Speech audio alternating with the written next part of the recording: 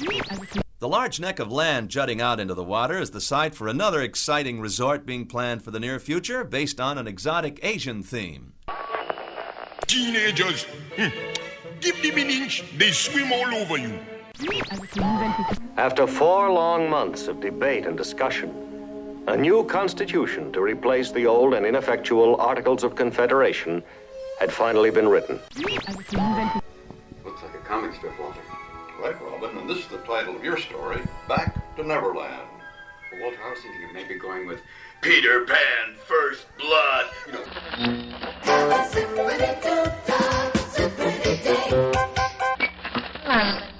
WDW Radio, your information station.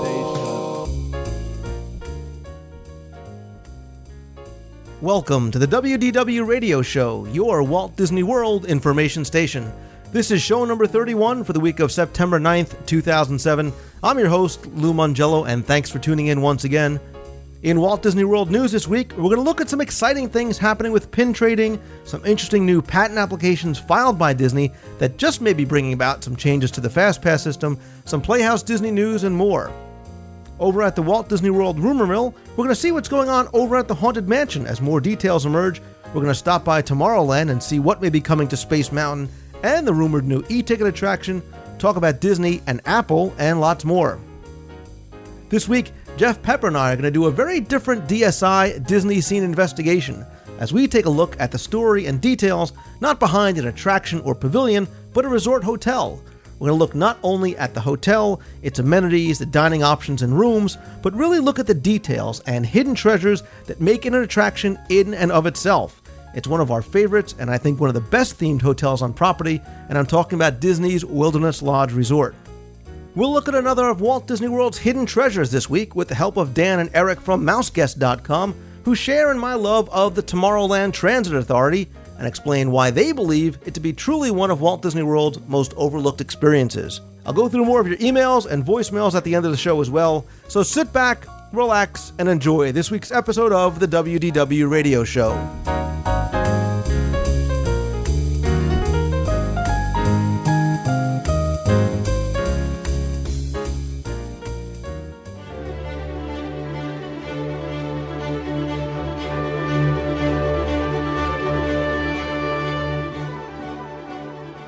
There's a lot of fun and interesting things going on in Walt Disney World news this week, and let's start over in the Magic Kingdom, where the Bibbidi Bobbidi Boutique is set to officially open on Monday, September 10th, but I do understand that it has already started doing previews to invited guests and some cast members, and one of my sources that had a chance to visit the boutique said the experience was nothing less than magical.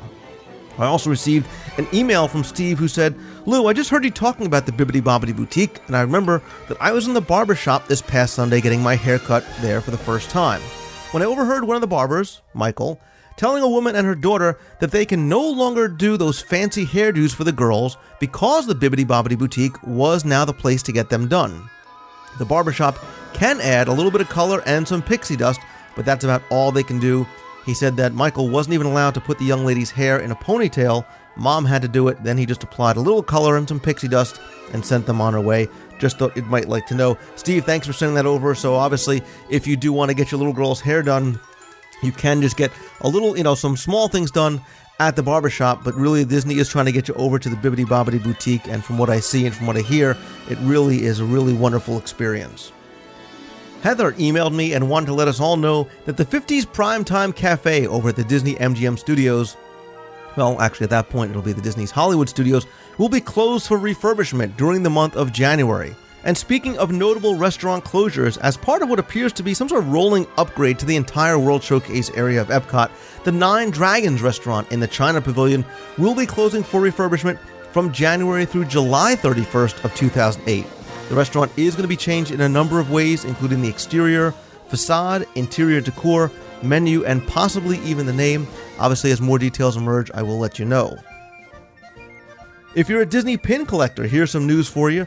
The new Hidden Mickey's Series 2 cast member set is now available with an all-new collection. I'm going to put a link up in the show notes so you can take a look at those. But more importantly, Disney has just announced a new way to play for pins with Mickey's Mystery Pin Machine, which made its debut last week at Mouse Gear located in Epcot.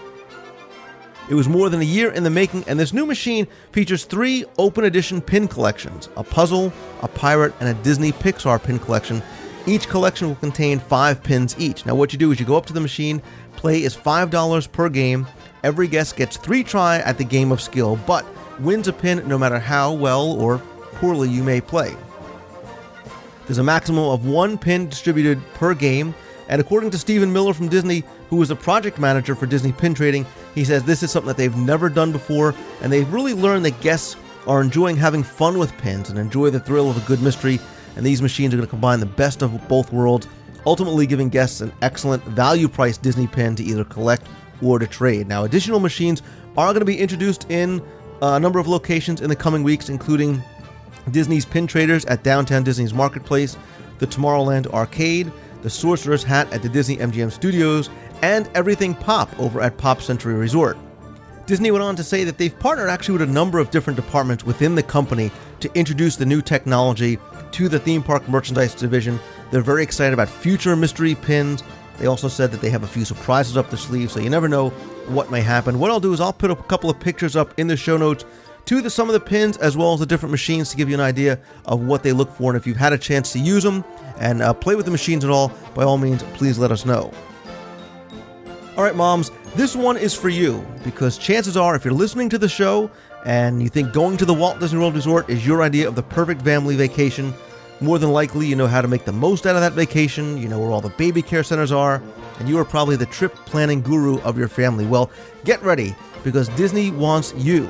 Because as part of the Year of a Million Dreams, Disney announced last week a launch of a nationwide search for moms who have mastered the art of planning a Walt Disney World vacation.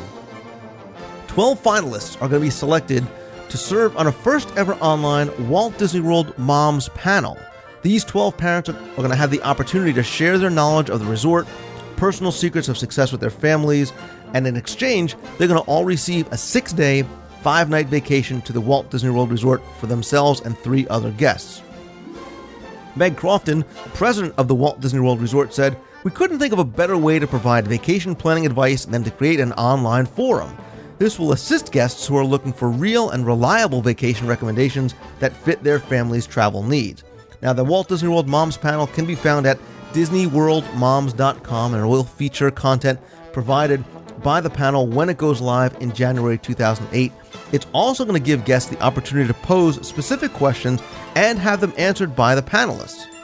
You have from September 6th through October 5th, 2007 to get your application in to DisneyWorldMoms.com, and in 300 words or less, you have to answer 3 questions and explain why you should be considered for the Walt Disney World Moms panel. Now, I'm looking forward to seeing this for a number of reasons, as it does appear as though, based on the description, that Disney may be taking its first steps into creating an online community for adults. So we'll keep an eye out, and again, that's DisneyWorldMoms.com. Look for that to launch in January 2008. Over at the Disney MGM Studios, the new lighting effects are online over at the Sorcerer's Hat, and according to people that have gotten a chance to see it, includes strobe lights, twinkling lights, and a lot more effects, obviously verifying what we discussed a few weeks ago, in that, like it or not, the Sorcerer's Hat is not going anywhere anytime soon. And speaking of rumors that may just be turning into fact, I spoke a long time ago about some possible changes coming to the FastPass system, and recent patent applications by Disney may just be lending some truth to that rumor. Disney is seeking to patent a new technology that's going to allow you to do a number of different things. For example, you may be able to one day order, view, and change FastPass tickets from your cell phone, home computer, and even your resort television. And speaking of resorts, the long-standing rumor about a hierarchical system of FastPass based on your resort may also just be coming true, as guests could receive preferential treatment based on the price of their Disney accommodations, meaning that people staying at the Grand Floridian, for example, may be even able to get faster FastPasses than someone staying at the All-Star Resorts. Now, the use of these current and emerging technologies by Disney may also extend beyond the FastPass system. Disney spokeswoman Kim Prunty said the technology is envisioned for use in connection with all sorts of guest services, such as shopping and dining room management, but there are no plans to change the FastPass system right now, as the technology listed in the patents are still in the very early stages of development. Other details about the patent applications include how guests or cast members can revise Fast Pass times via text messages in case there needs to be a change due to guest plans, broken attractions, etc. It's unclear, at this time anyway, how people who may be able to use the text-based messaging system may or may not have an advantage over those who don't use it and go right to just the existing kiosks in the park. One notable piece of the application was the mention of Disney's ability to track guests around the park who do use the cell phone system. Now, while some people may like that or dislike that or think about some privacy concerns, remember really that such a system is likely in place now, as you're tied to your ticket and your key to the world card, and it's tied personally to you. So each time that you use it, Disney can likely see what attractions you visit and revisit, and when, and where do you get fast passes for, where do you shop, where do you eat, and so forth. And I don't think there's really any sort of diabolical or menacing motives behind it, but I really do believe that Disney could use the information to enhance the guest experience as a whole. Finally, back over to the Disney MGM Studios, the Playhouse Disney in Concert series began last week, and if you have little ones, or just can't get enough of Johnny and the Sprites, here is a list of the upcoming concerts. Remember, the tickets for the shows are free, but on a first-come, first-served basis. So as soon as you enter the studios, if you are going within the next month or so, make sure you go over to the Coaster Courtyard concert stage, that's by the Rock and Roller Coaster, to pick up your tickets. I'd send the fastest guy in the party, or girl, because all the guests don't need to all be there. The entire party doesn't need to be present to get the tickets, nor do they have to have your park tickets. So here's the lineup that's coming. September 6th to the 9th, just ended, was the Doodle Bops. From the 13th to the 16th is Playhouse Disney Live. The 20th to the 23rd are the Imagination Movers. The 27th to the 30th and the 4th to the 7th of October is Choo Choo Soul with Genevieve. October 11th to the 14th is Ralph's World. 18th to the 21st is Johnny and the Sprites. And the 25th to the 28th is Dan Zanes and Friends. If you want to discuss any of these news stories, head on over to the forums over at DisneyWorldTrivia.com and look in the WDW news section or the WDW radio message forums.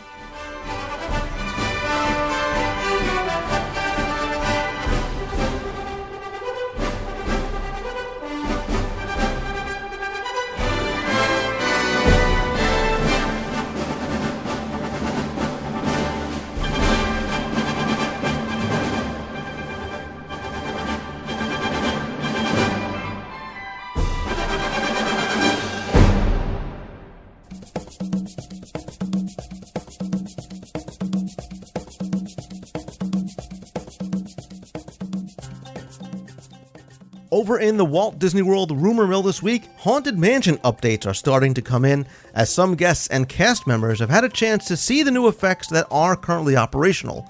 I'm going to report these as rumor, although they are based on first-hand reports.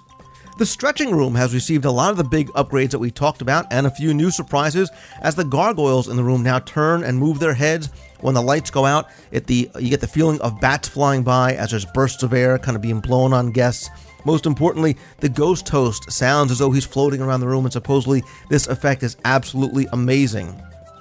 The Portrait Hall has the rumored left-hand side new windows with the wind, thunder, and lighting effects, and the new floating crystal ball in the seance room with Madame Leota has also been implemented, and from those that have seen it and compared it to Disneyland's, they think it's even better. Speaking of Disneyland, the attic scene with the bride is now supposedly identical to the Disneyland version, with the ghost bride and some new effects that I will not spoil for you. Most importantly, the existing effects that were in need of some definite TLC in the attraction have been restored, and the new audio is supposedly wonderful. One thing, though, to note is that there was no mention of the staircase scene as yet, which leads me to believe that it may not be fully functional at this time. Apparently, although the Haunted Mansion refurb is on schedule, they might not be able to have everything running right now and to be able to preview it to casts in the full form until it opens up to guests. Now, one other thing to note is about the story of the Haunted Mansion itself, because Disney has stated that in the long, sad tale of Constance on her wedding days, and now we have a name for the bride, it finally comes to light. Because for almost 40 years, our guests have come face to face with Constance the bride. Now it's time to meet her and her grooms face to face, all 5 of them. They all loved Constance. In fact, you could say they lost their heads over her. That's Disney's joke, not mine. They also say that observant guests are going to see more of the 999 happy haunts, cavorting on seemingly endless staircases leading to secret realms. Watch closely, and you'll see evidence of these resonances. There are glowing footprints, candles going out, and other haunts revealing themselves in the mansion's infamous corridor of doors. I also got an email from Mike who said, Lou, somebody at the podcast mentioned the testing of Illumination's fireworks. Well, the Globe will be down for rehab soon, and he thinks that additional fireworks are going to be required to fill in the big void where the Globe travels from the American Gardens Theater to the center of the World Showcase Lagoon. This refurb may happen within the next few days or weeks and should only last a couple of weeks, but look for some new effects to be put in place while the Globe is down. Walt Disney World is letting guests who have reservations at Disney's Caribbean Beach Resort know that the main feature pool over at Old Port Royale will be closed for refurbishment from January 7th, 2008 to sometime until mid-September. Now, while the pools in Jamaica Village and Barbados will have temporary child-side slides installed during this time period, it's unclear as to what type of changes or additions may be coming. Now, this may be something as simple as the installation of zero-depth entrances or the oft-rumored Pirates of the Caribbean-themed overlay, which I'm sure would be a huge draw to families that may not have considered staying at the resort otherwise. Obviously, as I find out more, I'll report it here on the show. A few months ago, I spoke about a rumor sent to me by one of my sources, and it's time for an update, as we've now heard a little bit more about the proposed plans to bring the Apple Store to Walt Disney World. Apparently, from what my source has been told from someone with ties to Apple, the plan is for an Apple Store to be the weenie for the shopping area of the Western Way development, much as the Virgin Megastore sits as the weenie in downtown Disney. The Apple Store they plan to build will be one of the largest yet, and will also feature an auditorium-style conference room where they could, theoretically, hold press conferences with information from everything about new Apple products to new technology that they're going to use in Pixar films. As my source's source also suggested, although they were a little bit less sure about this part, the store may feature a Pixar exhibit that will show off various techniques that the artists at Pixar use, demo some home video editing products from Apple such as Final Cut Pro that could help you make your own movies or animated cartoons at home, and feature a movie theater of sorts where they could show trailers for past and present Pixar films. Apparently, the grand opening of the store would also be expected to feature a new iPod branded in some Disney fashion and feature a series of Disney movies preloaded on it. Now, if this is true, this may very well be the first in one of many large steps in a marriage on many levels, really, between Apple and Disney. Jessica from ifwecandreamit.blogspot.com asked me to let you guys know that over at Epcot, the old logo is now in topiary form behind Spaceship Earth. Now, I've also learned that backstage, Disney has been re-releasing the old Epcot Center news briefs from 1982.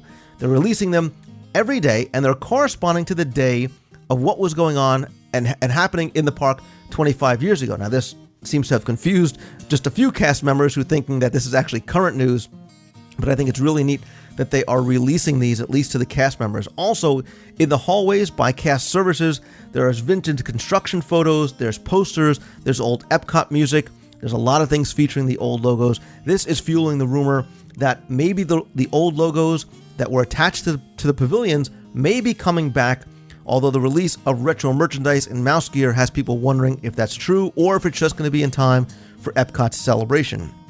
Speaking of which, I have also learned that for the celebration and rededication ceremony on October 1st, things are going on both internally and for the guests, and supposedly there's going to be a lot of great things happening on that day, and cast members are telling me that they feel that Jim McPhee has done an amazing job in the very short amount of time that he was given. So I am looking forward to not only the Celebration 25 fan event that I'm going to that day, but the rededication ceremony as well. It seems like it is going to be something really, really exciting, and I'm definitely looking forward to it.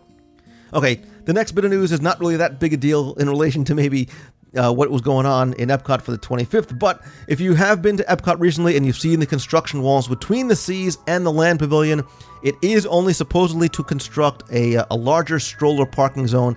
It's not a new attraction, it's not a new kiosk, anything like that, so sorry to disappoint those of you that emailed me wondering what may be going on there. Finally, big rumors, let's go back to Space Mountain and the rumors we talked about a few weeks ago. I have some information coming directly from some friends of the mountain, and they include that Space Mountain will be getting station gates, as right now there is currently nothing keeping people from walking or jumping or falling directly onto the track in the load areas, so that is one of the things that's definitely coming in.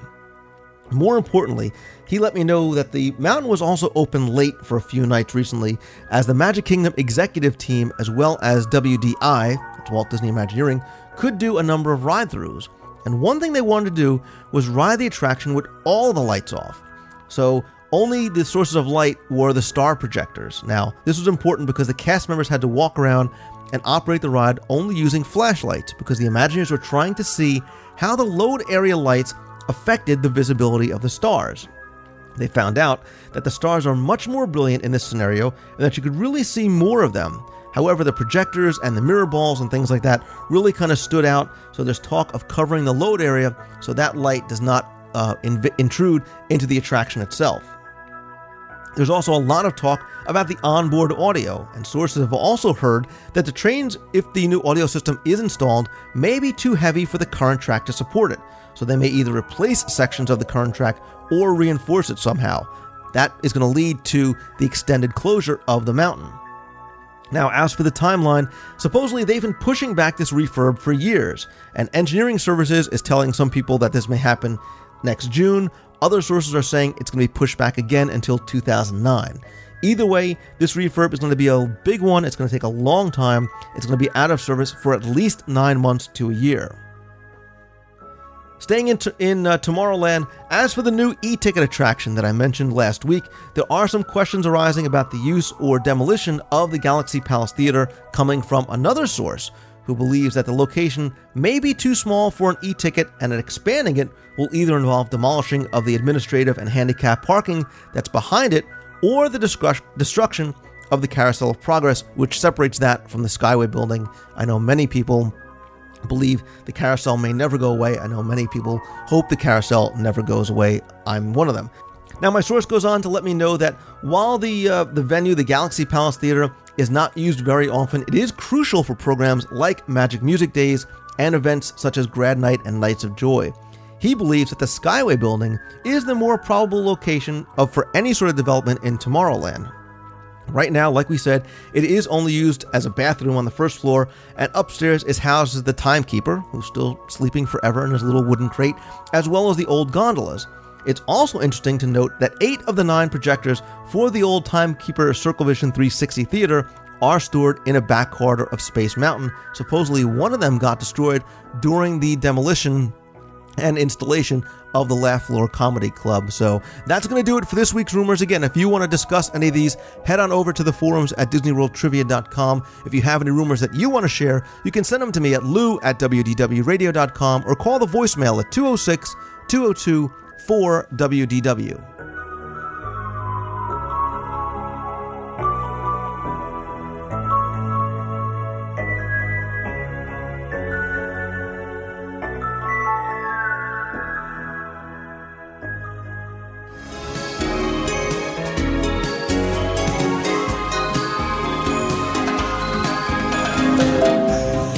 Tomorrowland Transit Authority Metroliner non-stop, now departing Rocket Tower Plaza Station for a round-trip Super Skyway tour. Welcome aboard, TTA travelers. Whether you're a humanoid, a robot, or an alien passenger, we hope you enjoy your trip along Tomorrowland Transit Authority's Super Skyway. One of my all-time favorite attractions in Walt Disney World is actually this week's Hidden Treasure. So you're saying, all right, Lou, how can a ride be a hidden treasure? Well, I brought along some people who seem to agree with me about this, and that is Eric and Dan from Mouse Guest Weekly. Fellas, welcome back to the WDW radio show. Hey, Lou, thanks for having us. Thanks. All right, Eric, this was your suggestion, so you have to explain to everybody why this attraction qualifies as a hidden treasure, and tell us what it is. Okay, well, in a way it is a hidden treasure because the entrance is, in a manner of speaking, it is kind of hidden. It's an attraction a lot of people walk by, probably without even knowing that they walk by it. It's a attraction wonderful in its simplicity, but it's just a fantastic experience. And we're talking about the Tomorrowland Transit Authority at the Magic Kingdom. You mean the Woodway People Mover? I'm not familiar with that. That might be before my time. Like Scopa time, like... That may have been in Scopa's days, what they called it. The TTA. All right, yeah, okay, maybe I still refer to it as the Woodway People Mover. That opened back in July of 1975. It changed to its current name of the Tomorrowland Transit Authority back in June of 1994. But for sentimental reasons, I still refer to it as the People Mover. That's okay. Well, you're forgiven. And I agree with you wholeheartedly. I absolutely love this attraction for so many different reasons. And I think it's a hidden treasure, not just because the entrance is hidden or because there's usually never a line for it, but I think it's such a restful and such a relaxing thing. It gives you such unique perspectives of Tomorrowland and the castle. I love riding this at night. I think I can just go, on time and time again at night. Yeah, I think what's interesting too is this attraction has got no thrills, no audio animatronics, not even a real sense of story. It's just simply a transportation around Tomorrowland. It doesn't have the themed queue even. No characters, no nothing. But there's just something about, like you said, it's relaxing. It's a great, when you want the sensory deprivation that you really need at times at Walt Disney World, it's a great attraction to experience. It's shaded. It's fairly long, but 10, 15 minutes in the shade. You get a nice little breeze. Can kind of take it easy, relax. There are times of darkness, so your eyes can rest. It's a great way to kind of get out of the hustle and bustle of the parks and yet still enjoy the park itself. Right. Plus, you get some really unique views of some of the attractions in Tomorrowland. You go inside Space Mountain, and if you ride right near the end of the night, you may actually catch Space Mountain with the lights on. I've seen that before. You go through some attraction like Buzz Lightyear Space Ranger Spin. You go over Mickey's Star Traders. And it's a wonderful experience in the day. It's completely different at night. I think it's awesome. But I'm going to show my uber geekdom, and you have to, because you said something that there were no characters and there were no story. But believe it or not, like everything else in Walt Disney World, there is actually a story to it.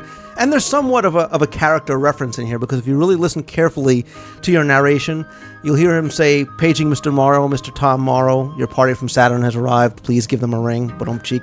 Well, Tom Morrow was a reference to Tom Morrow from the old Flight to the Moon attraction that used to be in Tomorrowland. Yes, there's some story. It's not a real, story-driven experience like maybe the Haunted Mansion, maybe, or Pirates of the Caribbean.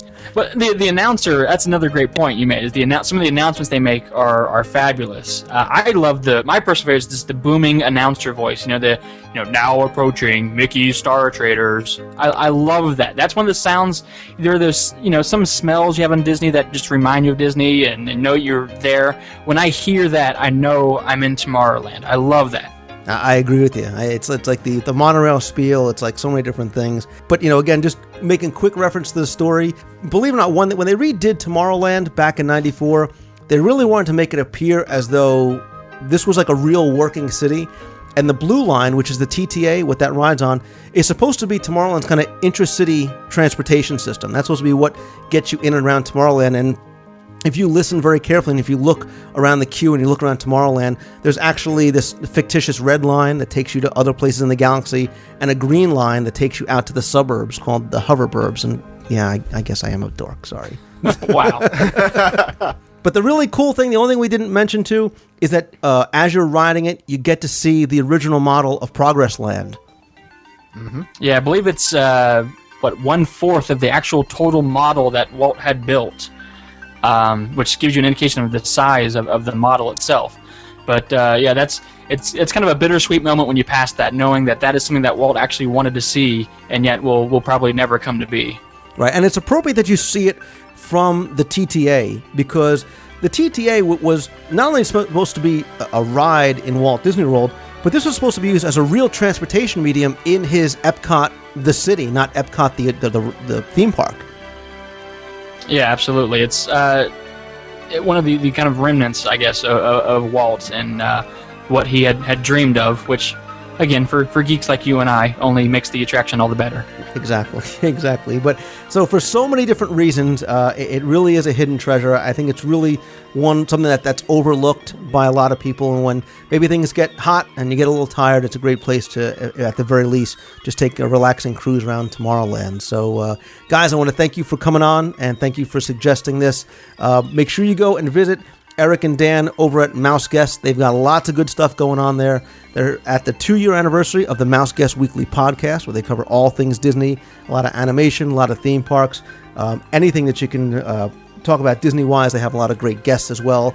Also, over at Mouse Guest, they've just launched the subscription portion of the Mouse Guest site. Why don't you tell everybody just a little about what that is? Basically, what mouseguest.com is a virtual tour or virtual way to visit Disney World, essentially. Currently, we have the Magic Kingdom open. And what the membership will get you is the ability to actually ride the rides. You'll see from a first-person view the actual attraction, and you'll be able to rate it once you get off the ride. So it's a great way to ride the TTA right after you hear us talk about the TTA. There you go. Of course, I'll put links up in the show notes, but you can go over and check out mouseguest.com for all the good stuff that they have going on there. Guys, thank you again for coming on. Thanks for sharing this hidden treasure with us. No problem. Thanks. All right, our pleasure, Lou. Thank you.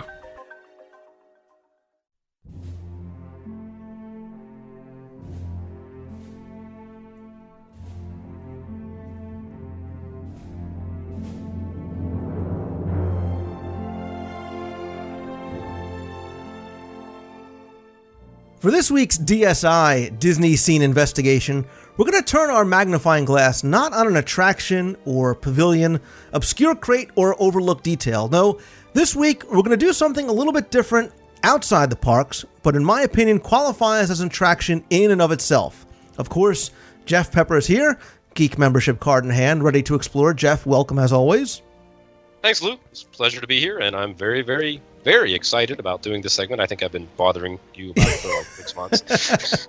Yeah, I think this one's going to be a lot of fun as well because, like I said, we're heading outside of the Walt Disney World theme parks. And, you know, believe it or not, there is some time that you need to spend, dare I say it, outside the parks. And when you do, in order to continue really with that amazing Disney magic and that completely immersive experience, I always recommend staying at a Walt Disney World resort. And one of mine, I guess, Jeff, your personal favorites is the subject of this week's DSI, and that's Disney's Wilderness Lodge. Absolutely. Has been my favorite place to stay on property since it opened, and it still holds that distinction. Yeah, and it really has so much going for it. Its location, its theme, its amenities, its dining options, all of which we're going to kind of go over as we talk about this. But more importantly, Jeff, this has a story behind it as well, and we're going to get to that story after we talk maybe about some of the things that really make this such an incredible place. And we're talking about the hotel itself and some of the things, and as well as some of the hidden treasures. Then we'll kind of up the geekometer a lot and really dig deep into this DSI. Yeah, the Wilderness Lodge is amazing just for what you've just stated. It is one of the very few instances where there's an incredible amount of backstory and background to what the Imagineers did with what is in fact a resort as opposed to a park or an attraction. All right, so let's talk a little bit about, kind of do a little, almost a mini resort review here and talk about the resort itself. It's one of Disney's deluxe resorts. It has 729 rooms, not including the DVC villas, which are attached to the main lodge building. The resort opened on May 28th, 1994. It was designed by the Urban Design Group and was ranked by the readers of the, I guess, now defunct Disney magazine as Walt Disney World's most popular resort in 2004. Room rates range from about $200 to, say $1,200, $1,300, depending on the size room that you get. It obviously has a very woodsy, kind of rustic theme. There's a lot of dark woods and red and green colors in the rooms. Cast members, if you look, they're dressed like National Park Rangers, and you'll see why when you get into it. And then obviously, Jeff, next door, there's the Villas, which is a very small DVC property, which has about 136 units and keeps that same kind of look and feel with it. Yeah, the theme that they went for was they based it very much on the National Park lodges that were basically built near the turn of the century, and They really, it to me, it just speaks Pacific Northwest. I think that's the feel I get from it in terms of a geographical location. Yeah, and we're really going to get into some very deep detail about that theming and about those details. And let's talk about some of the things that really make this probably one of our favorite resorts for the non-geek reasons. First of all, location. It's on the northeast corner, of the property on Bay Lake. You could obviously get transportation via watercraft over to the Magic Kingdom. You're right next door to Disney's Fort Wilderness and can use some of the amenities that they have there. There's some great places to eat in here. Artist Point, one of my favorite restaurants on property, is a sit-down restaurant. Really, really unique menu items here. Things taken from Washington State and Oregon and even British Columbia. You'll get things like cedar plank salmon, grilled buffalo. Sometimes they'll have elk, they'll have ostrich. The Copper River salmon, which is seasonal, is actually flown in daily. And really, really an exceptional place to eat. Jeff, I don't know if you've ever eaten there before. Yeah, it's a signature restaurant, and we took advantage of it on a dining plan about 2 years ago, and we were just blown away because we had stayed there quite a number of times, but we had never done Artist Point, and just amazing food. It was the first time I had eaten buffalo, and it was an incredible meal, and my son just went nuts over the cedar plank salmon. I was about to mention that when you mentioned it. Yeah, it's exceptional, and you want to really try something good. They have a Chef's Northwest Selection fixed price dinner. Runs about $47 per person. What kind of gives you a sampling of some of the things off the menu. And really, you want to talk about a unique dining experience, beautiful, beautiful location, and food you're going to try there that you probably can't try anywhere else on property. I highly, highly recommend Artist Point. And one of the friendliest and sort of fun restaurants on Disney property is also located there, and that is the Whispering Canyon Cafe. Yes. Big fan. Big fan. Big favorite. Big favorite among families. Yeah, and if you've ever gone there or if you've ever walked through the lodge, you can hear why and you can see why. It was profiled, I know, on one of the Travel Channel specials. And really, it's just a very fun, very friendly kind of Western-style lodge, family-style, skillet thing. And, of course, we all know what happens when you ask for ketchup or straws or things like that. And while you're waiting for your table, you can build with Lincoln Logs. That's right. Yeah, if you're looking for a quiet, romantic, out-of-the-way place, stay far away from the Whispering Canyon. There's also a couple of little places to eat. There's the Roaring Fork Snacks has fast food. Territory Lounge has a nice little bar and some snack items.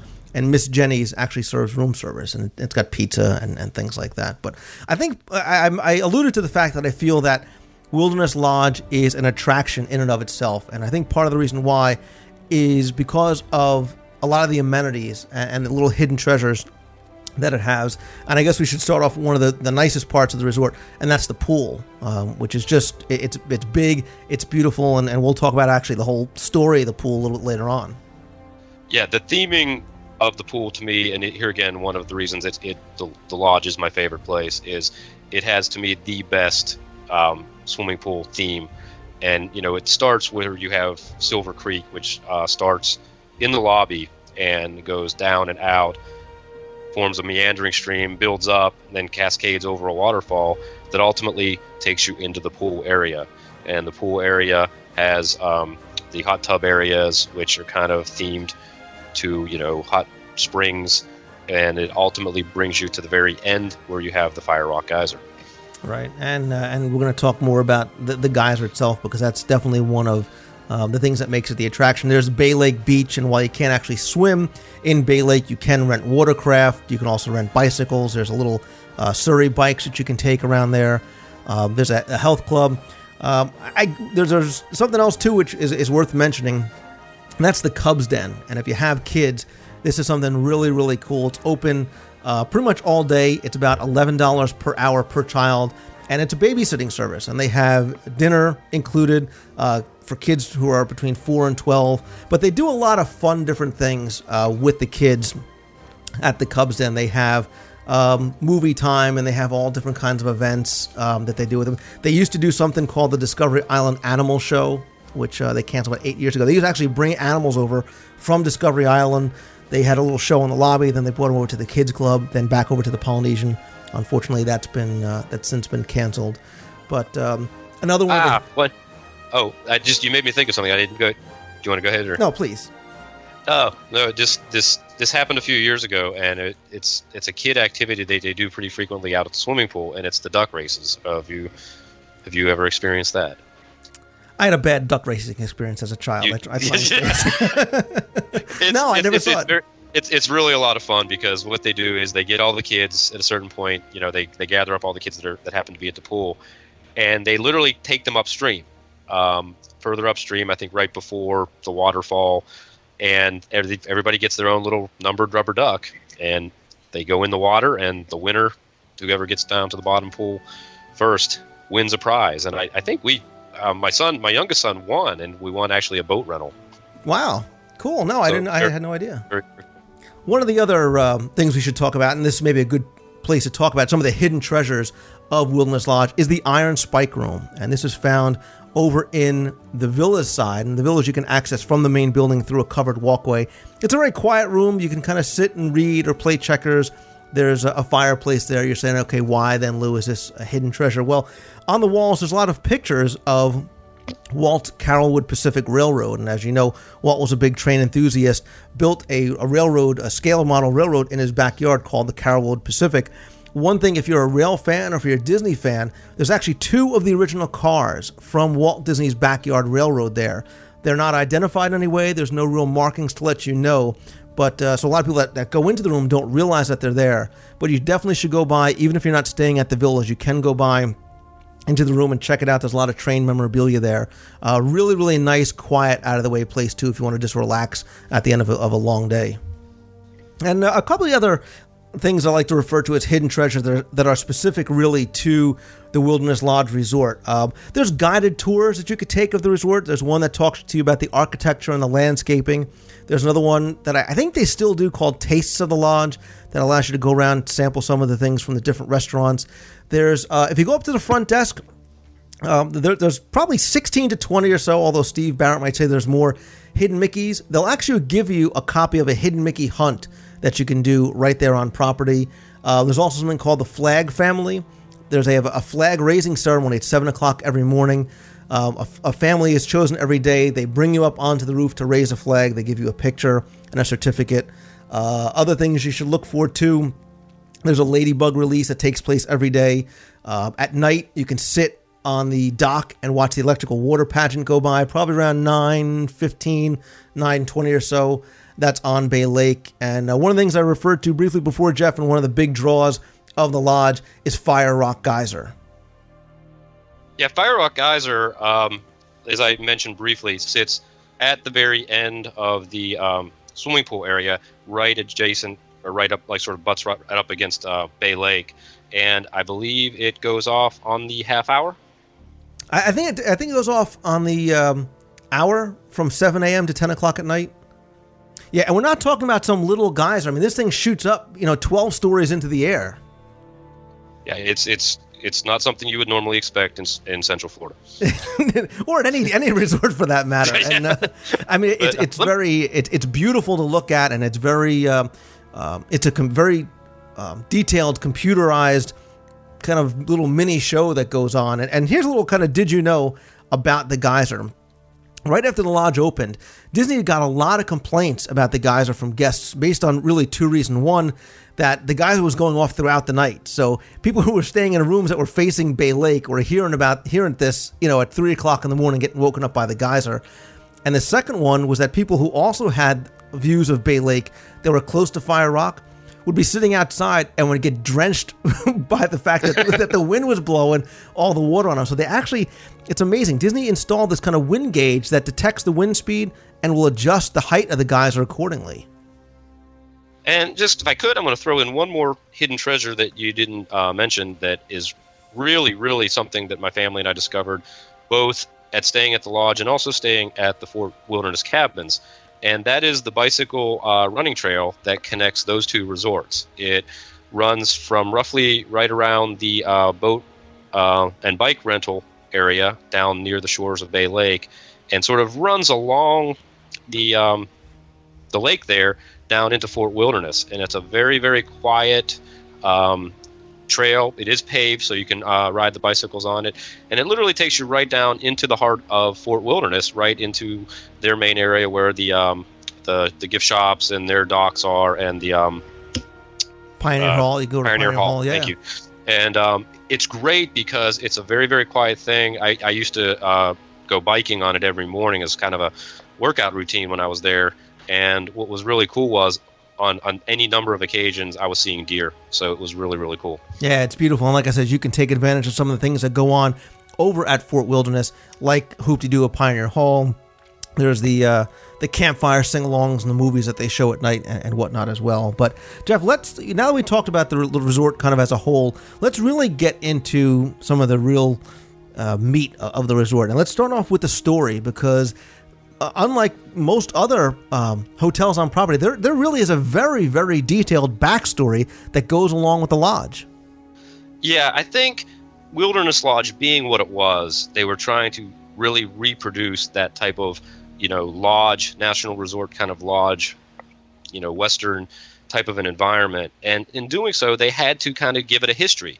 In other words, you don't build something like this overnight. They wanted this place to be a place that had been in existence for a very, very long time, just because of the very obvious nature of it. And so what they did was they created this entire history of the lodge, but more so the entire history of a place called Silver Creek Springs. And Silver Creek Springs is a valley that basically exists totally in the imagination of the Imagineers, but it is the location of Wilderness Lodge. And what it was they basically, in the early days of when the resort opened, you could find out some of this information, but you had to be paying attention. They would give it to you in sort of the handouts or the maps, the various things, information, brochures that they would give to you, and you'd have to kind of pick it apart. But if you put it all together, you get this history. And basically, it goes the origins of the lodge and this discovery of the Silver Creek Springs goes back to the early parts of the 19th century, and it's rooted in a gentleman who is called Colonel Ezekiel Moreland, who was a veteran of the War of 1812. And at that time, it was the time period of Lewis and Clark, and it was this big, push to explore the western frontier, and he was a gentleman that decided he was going to do that.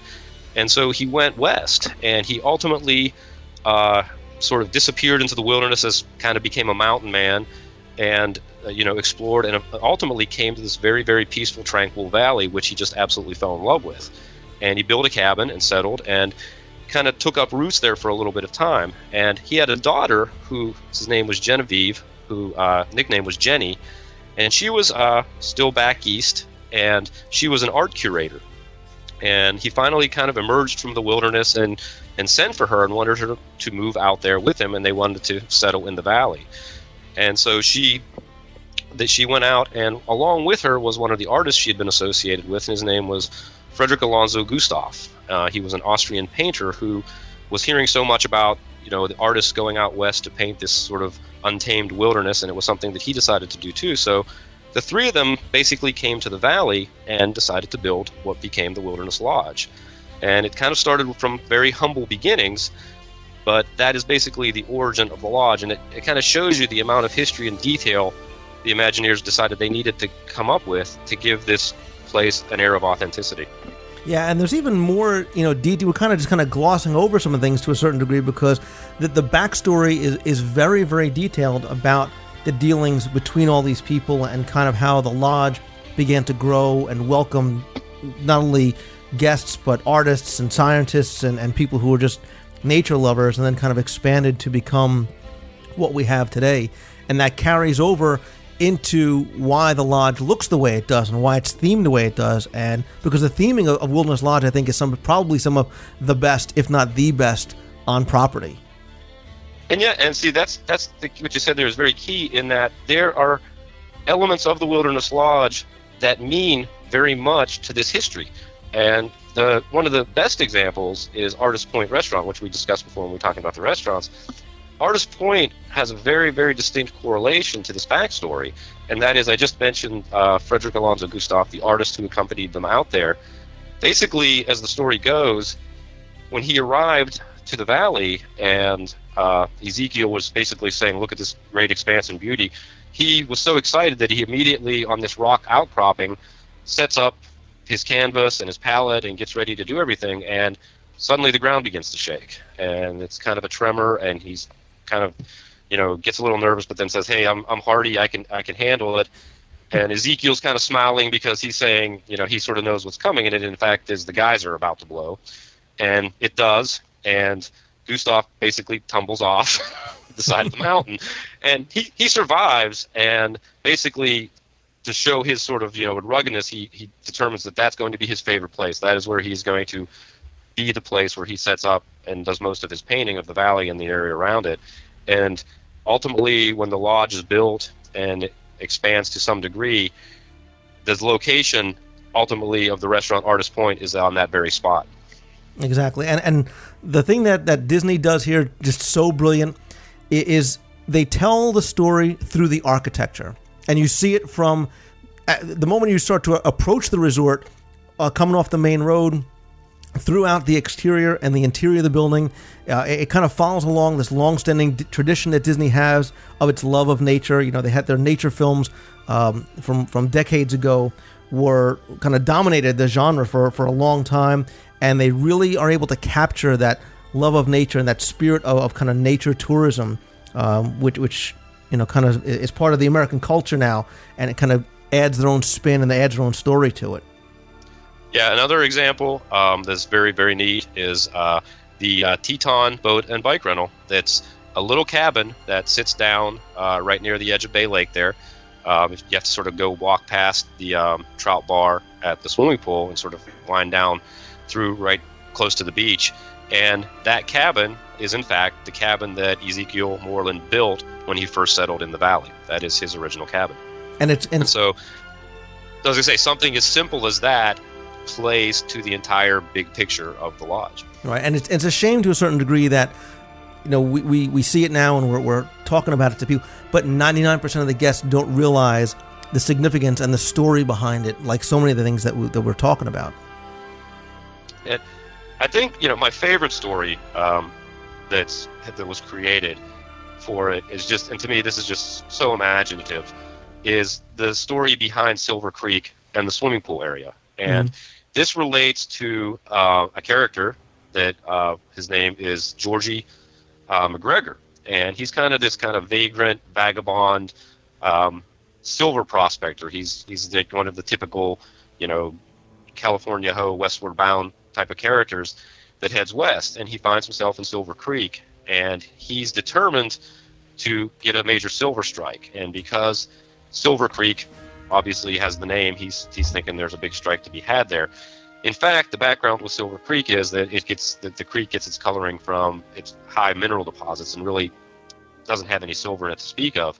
But he's determined, and so he goes to the lodge and he meets Jenny, and Jenny gives him a job as a cook because there's a very distinct shortage of cooks out in the western frontier, and he uses that to kind of work his way into getting into the area. And so kind of under the radar, he starts trying to prospect in the stream, and ultimately what happens is the customers in the restaurant start complaining because their trout have shotgun holes through them because Georgie's not a good cook, he's not a good fisherman, he's trying to prospect, and just amusing little stories like that. But ultimately what happens is he's just not really getting a strike, so he decides that desperate measures must be taken. So he brings in a couple cases of dynamite, and basically one morning there's this incredible explosion, and everybody comes running down from the lodge to downstream where he was located in a very small cabin where he was doing his prospecting. And there's a humongous crater that has just been blown out of the ground where he accidentally set off this whole entire dynamite. And that is, in fact, what has become now the swimming pool at the Wilderness Lodge. And I think that story is just incredible. Yeah, and it ties into with some of the names that we mentioned. We talk about the restaurant Artist Point has a meaning. Miss Jenny's is the room service. That's the person who brings you room service. You see how it all ties back to the story. These aren't just random names that Disney's pulled out of the air. It all ties into this incredibly detailed story that Disney has put behind what really is just a hotel. Yeah, and we were talking about the Fire Rock Geyser. We can kind of give everybody a little bit background on that.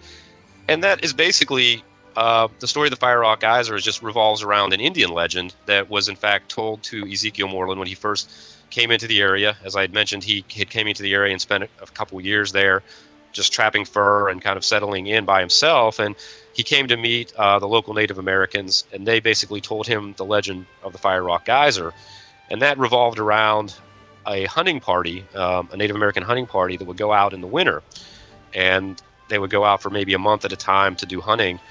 And at one point, they got trapped in the valley. They got snowed in, and they centered themselves around the warm springs that were kind of right there around Silver Creek to keep warm. And they had a tradition that they would never build a fire unless they absolutely needed to, because they felt that to be wasteful with fire was going against their gods or their beliefs.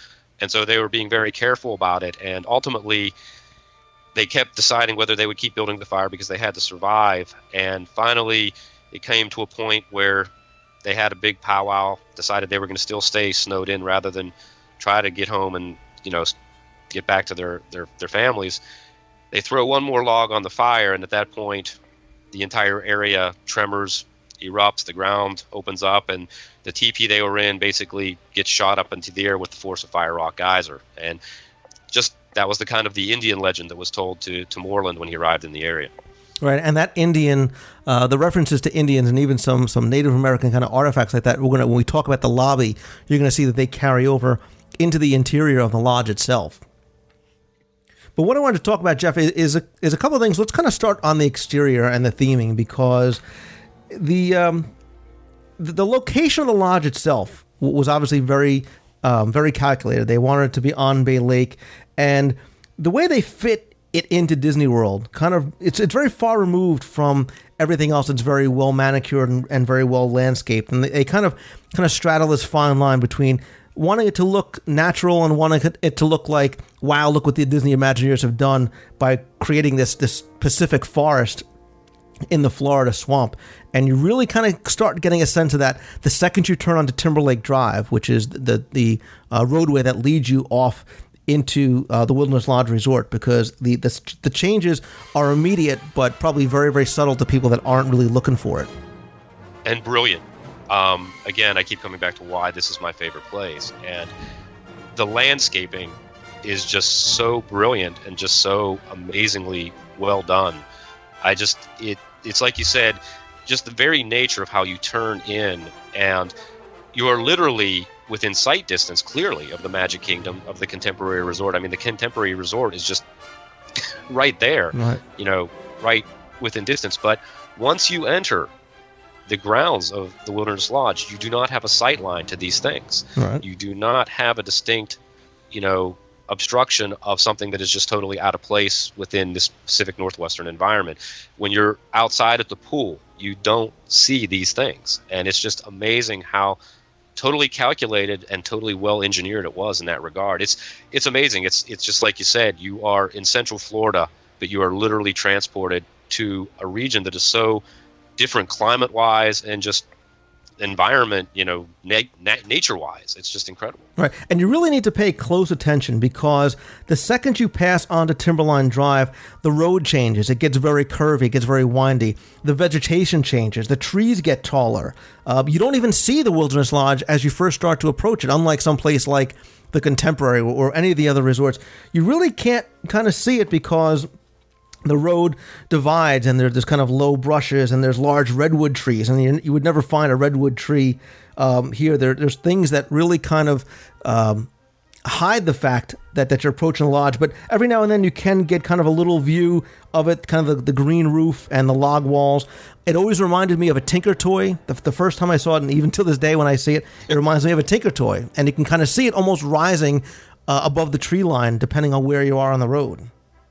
And again, it's so calculated, because when you come out of that, when you literally pull up to the front door, you are beginning to get a sense of the scope, but not entirely. You realize that this building has height and depth and everything to it, but it's still not overpowering. But it's leading you to a very, very wow moment, and I guess you probably know where I'm going. Right. I mean, well, but even before we kind of walk into that wow moment, there's a couple things you really should need to pay attention to. about the exterior.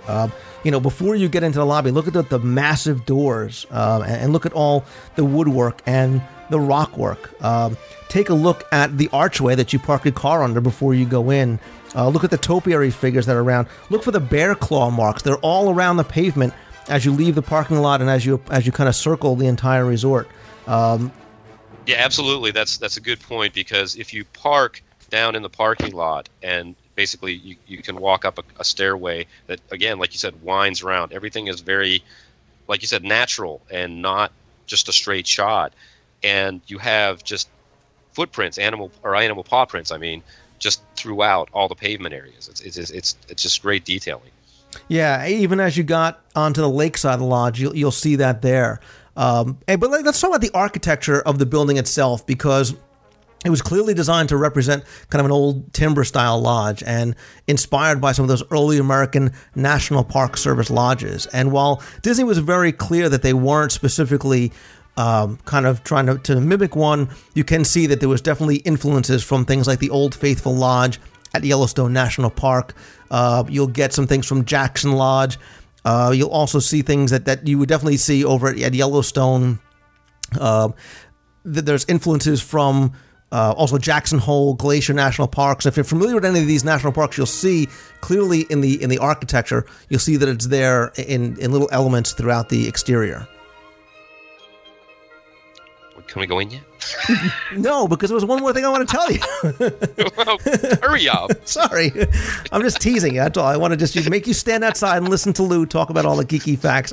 Actually, what they did is the Imagineers, they specifically did go and they visited a lot of these lodges. They did go to Jackson Hole. They did go to Yosemite. They did go to Yellowstone, not just to pick up the design elements, but they really had to kind of capture the feeling and the essence of the parks. Because again, how do you kind of quantify and distill that theme of a wilderness lodge, and then not only do that, but kind of bring some of those aspects of the parks back to Disney in Central Florida, which at the time was just a swamp. And it's amazing how they were able to do that, because before you walk inside, Jeff, and I know you're jonesing to get in there, you do not... I'm tapping my foot on the ground right now. But tell me, don't you feel as though you have immediately been... You're not in Central... It's 112 degrees with 99% humidity. You feel as though you're in the Pacific Northwest. Absolutely. It is, again, why I love it so much, because you are totally in the environment they're trying to create. When I stay at the Caribbean or I stay at the Polynesian, I love those places, but you still get the sense that you're in Disney World.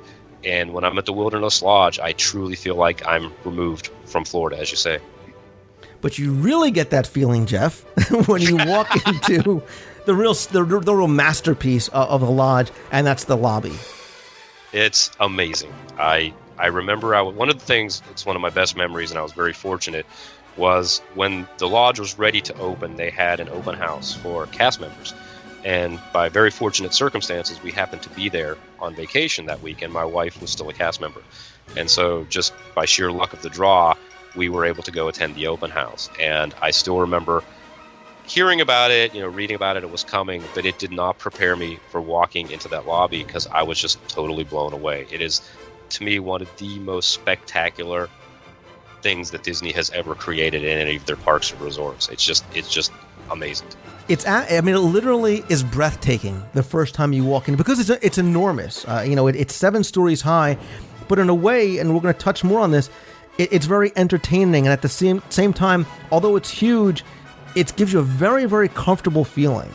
You definitely kind of get immersed in where you're supposed to be, and that very, very comfortable feeling. And again, it's due to some of the details, like the wooden balconies that kind of encircle the lobby. And let's talk about maybe some of the columns, some of the elements that make up the lobby and make it so beautiful. There's 4 6-story high columns. Those are of stripped and bundled logs, and those actually came from real pine trees from Oregon. And if you look very, very closely at them, you'll see that there's some important details that make up the columns, and specifically the tops of the columns. Because, Jeff, we talk about all the time looking up, and you'll see, and you should when you go, that's what you do. You can't help but look up and look around when you walk into the lobby. Yeah, if there was ever a location that cried out our mantra of look up, it is this place, because the interesting thing is you can climb up 4 or 5 floors and be overlooking the balcony, and you can still be looking up. I mean, there's that much detail. And that you were talking about the columns. I mean, so many of these elements that you talk about tell their own small individualized stories that relate to Indian lore, Indian legends, geology of all things, which we'll talk about in a second. And the columns, for instance, tell a story because as the columns are of different heights, on each of the column tops is carved an animal. And as you descend from top to bottom of these column bundles, the animals that are represented sort of represent that level of life at that height, or that altitude, I mean. And, you know, for instance, the very top of the highest columns will have eagles, raptors, hawks, all the way down to the bottom, which will have turkey, buffalo, rabbit. And it's just a distinct telling of a story of nature as you look up those columns. And even more so, and this is where you're really going to see some of the incredible detail and what Disney was able to do, is in the fireplace, because Disney really wanted to give that sense of being in this national park kind of lodge, and also highlight and make it very warm and make it very comfortable and very inviting. And, you know, when you think fireplace, you think, you know, a cold winter night and kind of the family gathering around the hearth. But here in sunny, hot, humid Florida, they have this 8-story one as really the centerpiece of the lobby. And it's amazing the fact that nobody seems to notice or care about how just absurd it is that there's this giant wood-burning fireplace giving off heat in a Florida hotel in the middle of summer, because you so buy into the reality of where you are. And you know, there's these giant, very rustic-looking wooden rocking chairs that surround it, and the story of the fireplace is something amazing too, because it's not just the colors and everything else that make it up is not just accidental. It's very, very purposeful. It tells a geological story, as I just alluded to, and it's basically based on the Grand Canyon, and as you say, it climbs 8 stories, and as you're climbing, it is literally telling a story of the different rock or geological levels. I'm not a geologist, so please don't call in or post on the forums that Jeff's an idiot. But post in the fan thread. As Disney has said, you're literally, as you start at the bottom and work your way up, you're covering 2 billion years of life on the planet, or geological life, on lack of life, whatever. Jump in anytime, Lou. Well, again, the detail is Disney didn't just grab a couple of earth tones, shades of paint. John Hench would be proud because they used 100 different colors of greens and magentas and reds and blacks and brown. And they also kind of made these impressions of, look very, very closely, there's prehistoric plant life and animal life to really give you a sense that this is a real layer of rock, a real geological layer of rock that they've pulled out and brought into this, and not just a stone fireplace. Yeah, for example, I mean, I pulled it out of my notes here. Like, if you go up to the 5th floor, and you have to walk up to the 5th floor and kind of look at it from that level, you're looking at a level that represents the Grand Canyon and what it was covered by ocean, and you have like coral, brachiopods, gastropods, those type of fossils there that are all very authentically represented. Right.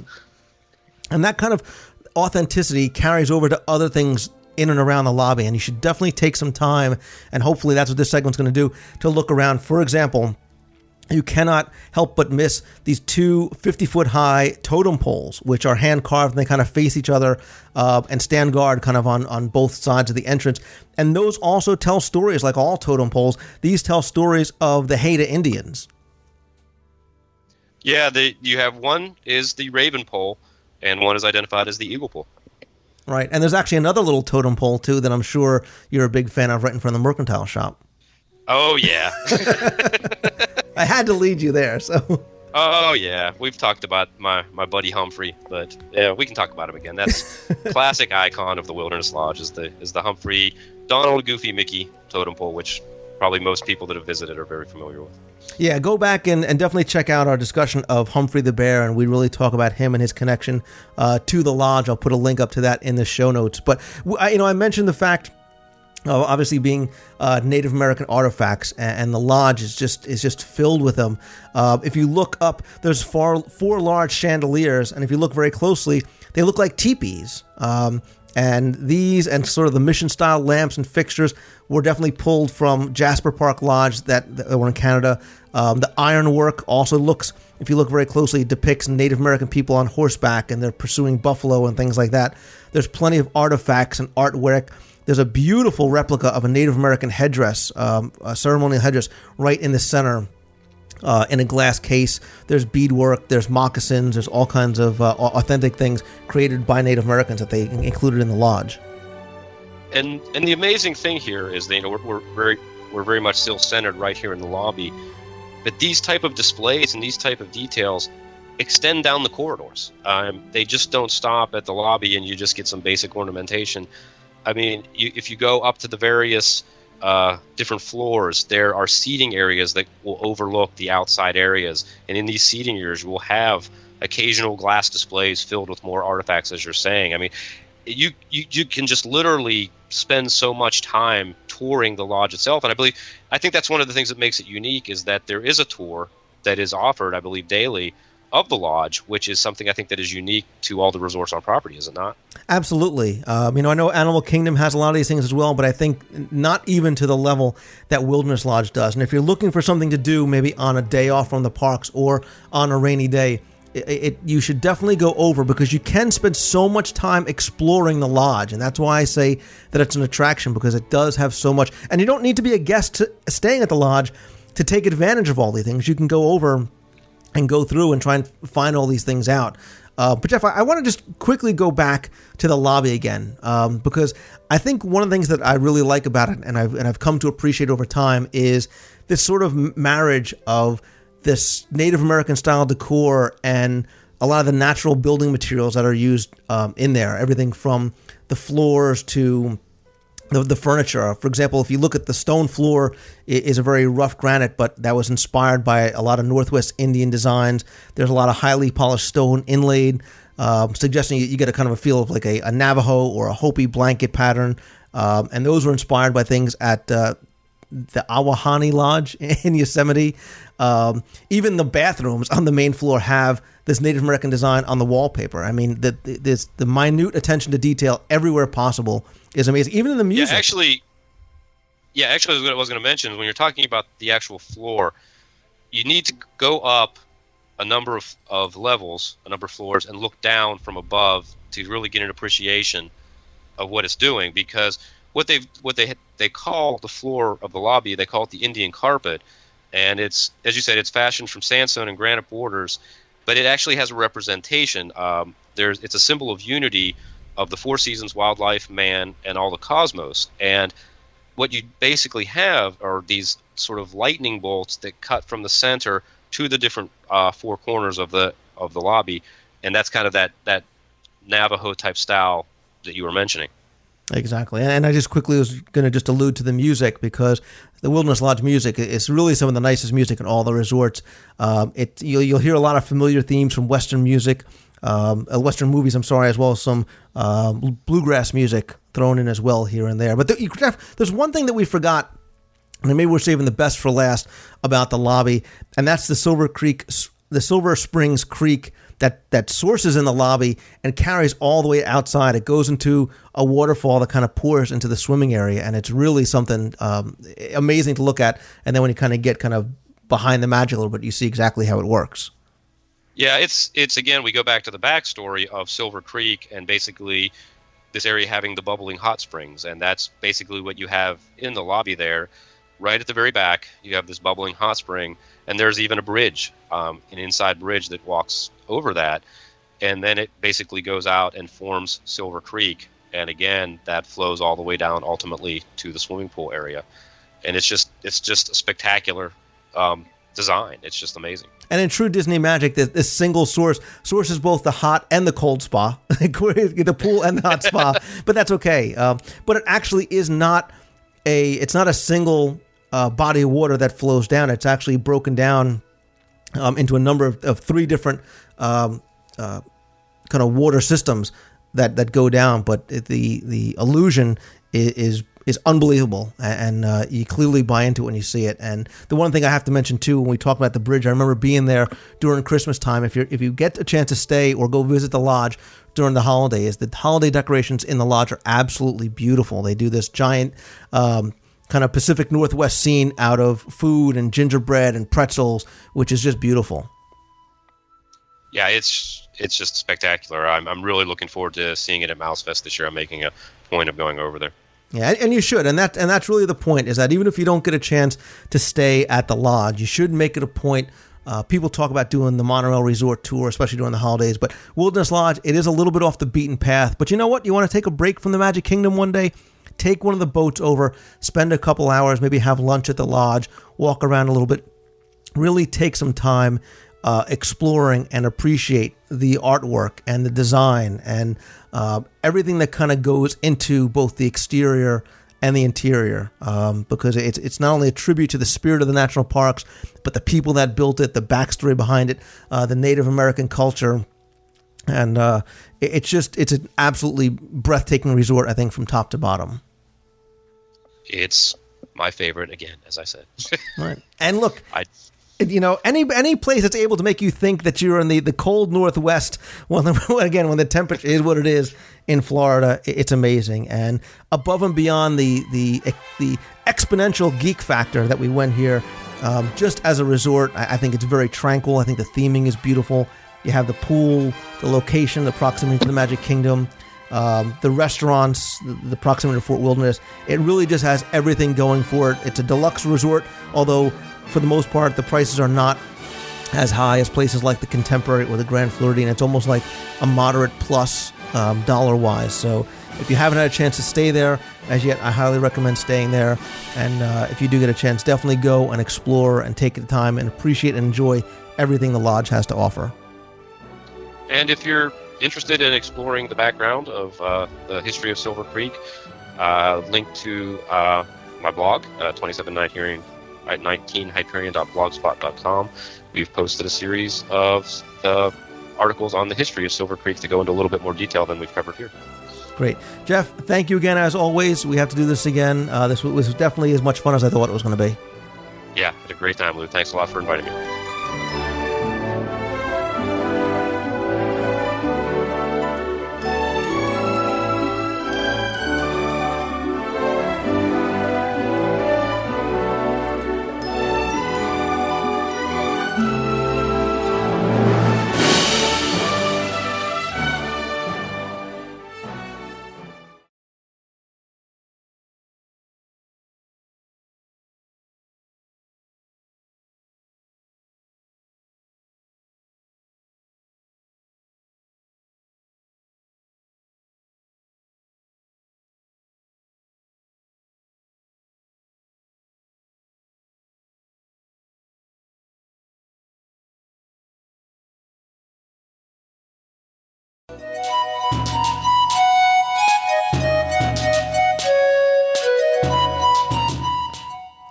Thank you all for your emails and voicemails and feedback to the show. We have a lot to get to. Let's start off this week with an email from Ashley Martin, who writes, "Hi Lou, first of all, I want to let you, Mike Scopa, and all the other people that are training for the half or whole Disney World Marathon know what an amazing thing you're doing for your health.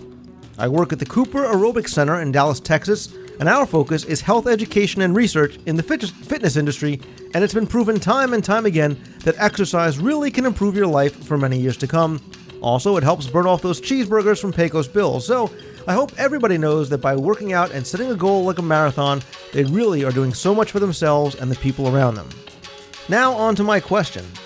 My husband and I are heading down to Disney World on September 21st, and for the first time we're planning on venturing off-property for a day to drive around and head down to Tampa to see a friend.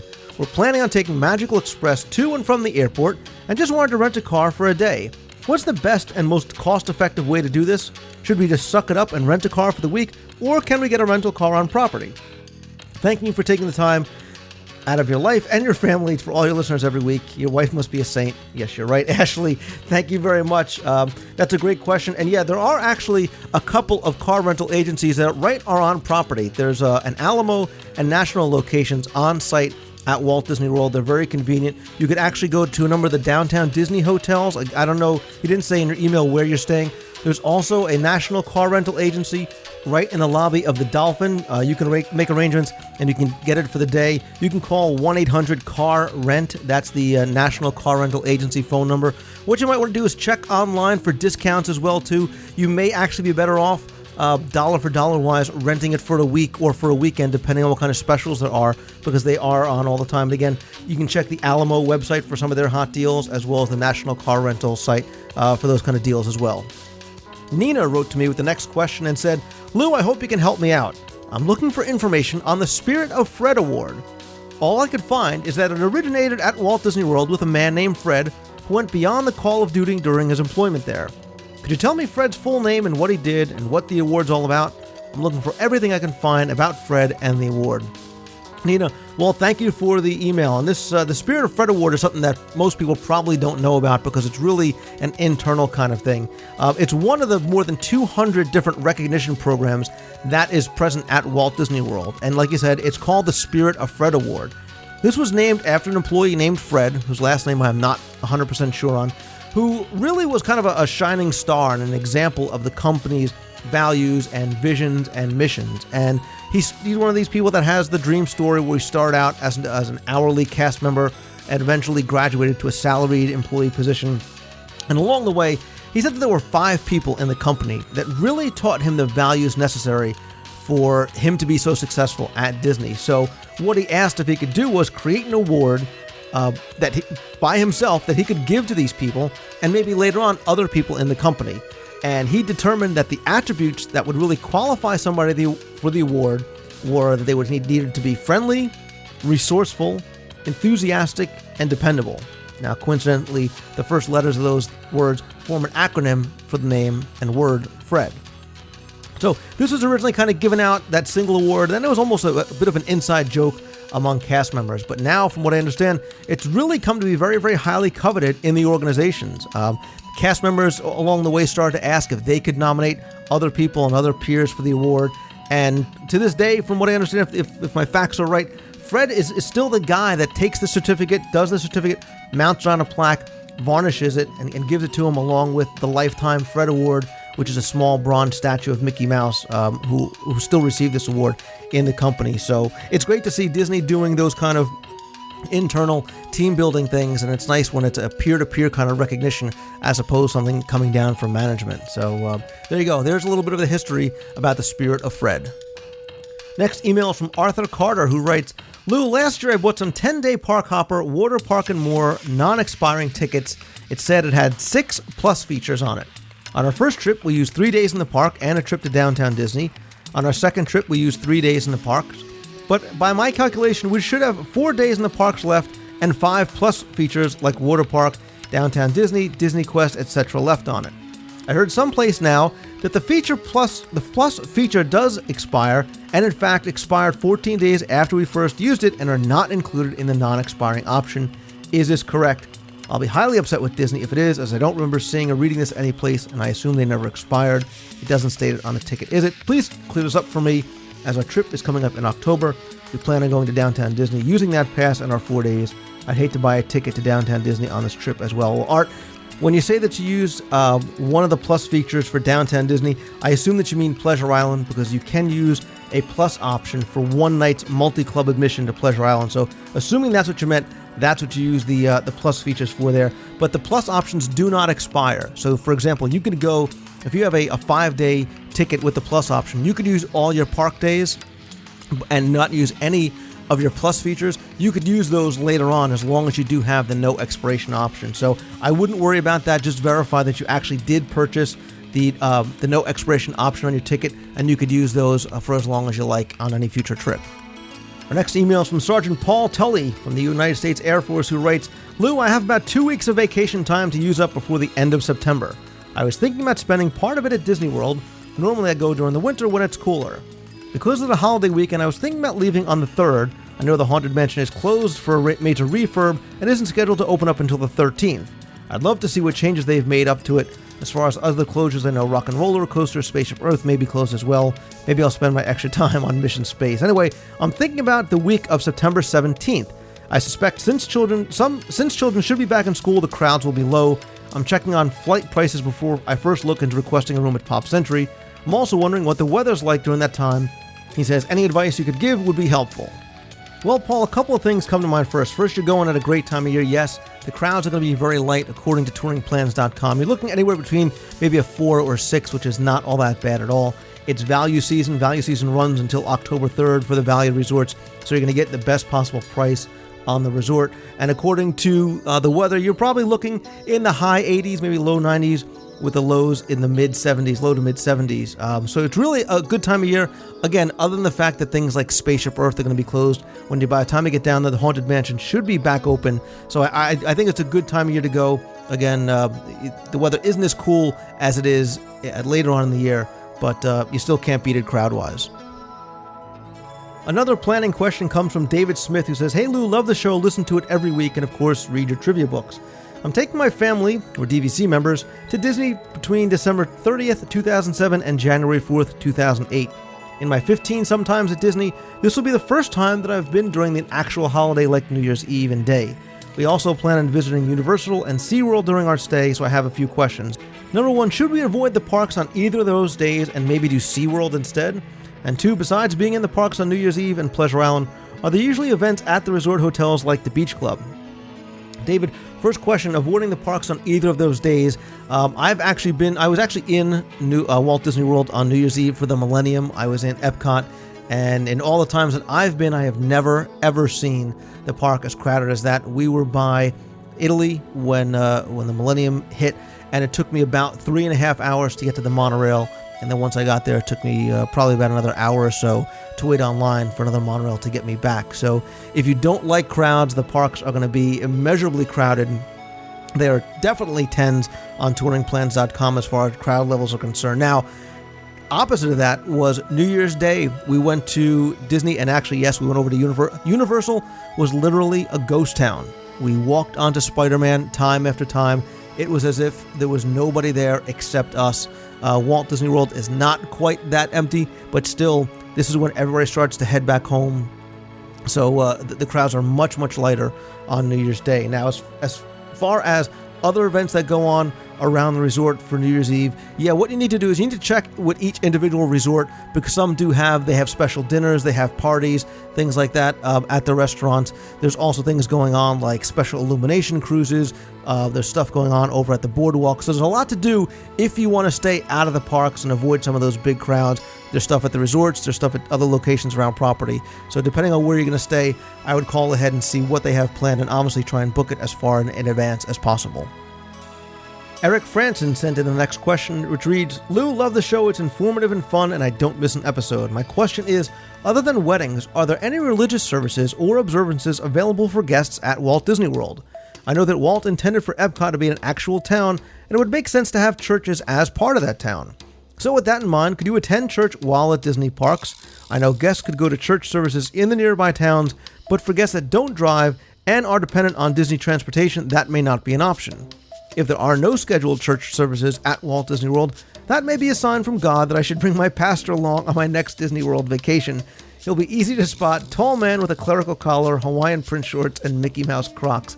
Eric, thank you for the question. And like you said, there are plenty of different religious services held all around properties. What I'll do is I'm going to put a link up to a page over at themouseforless.com that lists all the different religious services by denominations. They also have addresses, phone numbers, and websites, because you should check and find out, if you are planning on going off property to attend one of these, exactly what time they do take place. Now, there are no religious services, as far as I understand, on property at all. Now, I know that for a long time, Disney did have weekly religious services available to guests on property for about 28, 29 years or so. They stopped this around 2002, 2003, when they really cut it back just to twice a year, which is Christmas and Easter, which had the blessing of the Catholic Diocese of Orlando. I know that starting back in around 1975, Disney actually used to have religious services in the Polynesian Luau area, where they could fit about 1,600 people each week and up to 4,500 around Christmas. Now, this was partly due to the fact that at the time there really were no Catholic churches, for example, in the area. Now that's not the case. There's plenty of them near all the Disney resorts. So unfortunately or fortunately, it has been cut back, like I said, until just Christmas and Easter. I will put up, again, a link in the show notes to the mouseforless.com where you can find out exactly what denominations and what churches are in the area and how to get in touch with them. Next email is from Tom. Now is the time on the forums, who writes, "Hey Lou, I actually have 2 different questions for you. Number 1, years ago my mom and I had our picture taken at a store on Main Street where we dressed in early 1900s clothes and posed on the back of a train caboose. We think maybe it was some kind of Kodak camera place. When did they stop using this train picture place, and what is the name of the current store that once housed this train caboose?" Tom, I'll take this question first. That area is still there. It is an exposition hall. If you walk down the left-hand side, you'll see there's a number of green screens and different kind of cardboard cutout things that you could stand in front of. I don't know when the last time is they've been using it. Unfortunately, they kind of stand there empty, and you cannot get your picture taken in front of those anymore. I know on the opposite side, you still can get your picture taken, have it put on a magazine, but the actual cutouts are no longer in use, although they are still sitting there and in plain view for people to see if you walk down that hallway. Tom's second question says, in reference to DACs, the digital animated control systems at the Magic Kingdom, my question is this: were DACs always used from day one back when the park first opened, or is it newer technology that they switched to over time? And if that's the case, how did they control the animatronics in the old days? Tom, that's a great question. And as far as Walt Disney World is concerned, since Disney World opened in 1971, they've always been using this sort of system. But when animatronics first came into use, they didn't have DACs, and they used a couple of different, very complex ways of doing it. One was a transducer and in programming each movement individually. What I did was I wrote an article. Actually, we covered this as part of the 7 Wonders of Walt Disney World, and I put it up as an article as well on the Disney World Trivia website. I'll link to both our discussion of audio animatronics and the article as well, so you can get an idea of exactly what DACs is and what it does. Basically, what it does is they allow the Imagineers to program all the movements of the audio animatronics figures. They record them onto a disc and they play them back and control them using this DAC system, which is made up of these giant computers that are housed on the first level of the Magic Kingdom, which really are the utilidors in this giant computer control room. And the DACs control every show, every animatronic figure, all the music, all the synchronization of the audio. And it's a pretty amazing technology, especially if you think to the fact that it's more than 30 years old. It's even more so impressive. So yeah, look at the show notes this week, and I'll link to both the article and the former episode of the show where we talked all about DACs and animatronics. Quick question from James Froelich, who writes, Lou, my wife and I are planning a February 08 trip with the kids, looking forward to the updated Spaceship Earth. I'm curious about the photo pass system. I know you can buy a CD with all your photos on it, but can you have your ride photos such as Splash Mountain put onto these CDs as well? Thanks, James.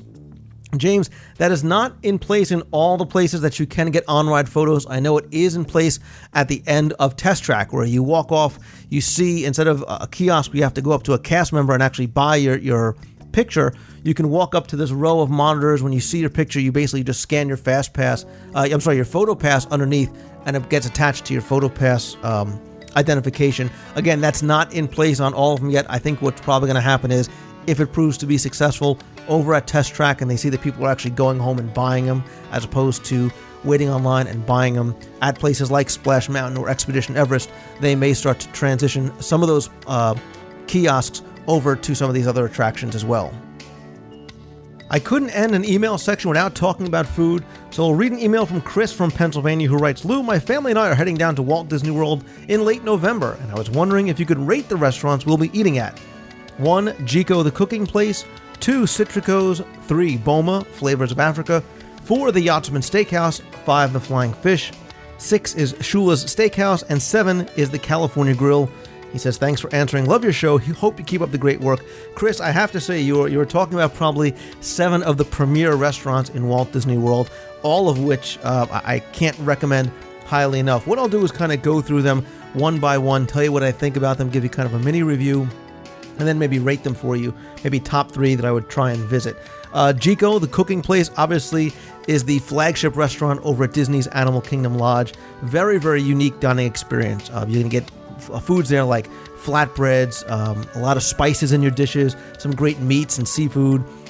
They have the most exclusive South African wine list in the United States. It's a very casual restaurant, yet a little bit more upscale. than, for example, Boma, which you also mentioned. I think it's worth the experience of going, not only for the excellent food, but you can really make a night of it over at Animal Kingdom Lodge. I guess I'll take Boma next. That, I think, is also good. You're going to get some of the same dishes that you might find at Jico, although it is a buffet. So you're going to get a very good value, and you're also going to be able to experience and really kind of taste and enjoy some of the different things that you can't find anywhere else on property. I think if I had to choose between the two of them, maybe if you're going for, it depends again on what type of experience you want to go with. Boma, I really enjoy a little bit more casual. Jico, if you're looking for something a little bit more upscale, maybe where you want to go between the two of those. Citrico's at the Grand Floridian obviously has very Mediterranean-inspired dishes. There's a great selection of a variety of meats and seafood. You have a wonderful view of the Magic Kingdom. You have the open kitchen. It's a little bit less formal than some of the other places. There is no real dress code, although you can't really wear tank tops there. I really like Citrico's. I kind of like the Mediterranean dishes. Very unique flavors there. You also mentioned the Yachtsman Steakhouse. I think that has the best steaks overall on property, as well as an excellent wine selection. The location over at the Yacht Club is wonderful. Obviously, you have the boardwalk right there that you can, again, make a full night of it when you're done. I ate at Yachtsman about a month ago. Really enjoyed the meal from beginning to end. I think the steaks were absolutely superior. I'll mention Shula's next, as long as we're talking about steaks. Again, this is really kind of the place to go when you're talking about steak. It's a beautiful restaurant. They have these very deep mahogany paneled room. It's a little bit on the pricey side, but if you are a real steak lover, a steak aficionado, this is where you can go.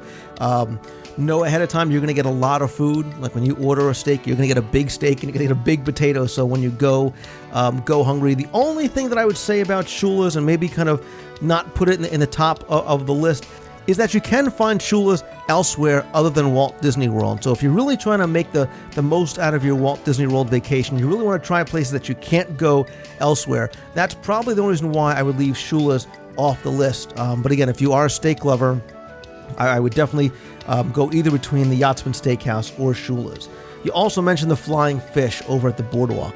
This is hands down one of my favorite restaurants in all of Walt Disney World. I ate there just a few weeks ago. I think it's far and away the best seafood anywhere on property. Very unique items. The preparation of the meal is outstanding. The service is exceptional. The desserts are wonderful. Again, you have the awesome location right there on the Boardwalk. If you are a seafood lover, you want to try a few unique dishes, and again, they also have things above and beyond just seafood dishes. I highly recommend the Flying Fish. And finally, you mentioned the California Grill. That was the 2004 Reader's Choice Award for Best Overall Walt Disney World Resort Restaurant for Adults of readers from the Disney Magazine.